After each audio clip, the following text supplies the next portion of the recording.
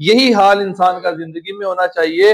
چلتے ہوئے زندگی گزارتے ہوئے کبھی اگر گناہ ہو جائے تو اس گناہ کو اپنے اوپر رہنے نہ دے, رک جائے, اللہ سے توبہ کرے, استغفار پڑھے, معافی مانگے, اور اپنے آپ کو اپنے بدن سے, اپنے ایمان کے لباس سے اس کانٹے کو یا اس گناہ کو جدا کرے, توبہ کے ذریعے سے پھر سفر جاری کرے.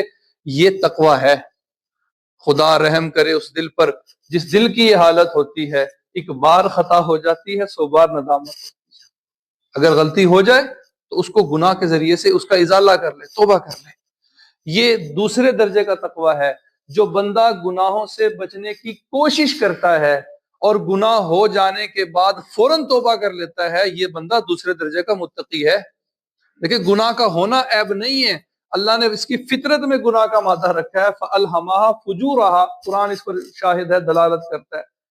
گناہ کا ہونا عیب نہیں ہے. اگر گناہ ہو جائے تو فوراً توبہ کر لے, گناہ سے بچنے کی کوشش کرے, گناہ ہونے پر فوراً توبہ کر لے, یہ بندہ دوسرے درجے کا متقی ہے.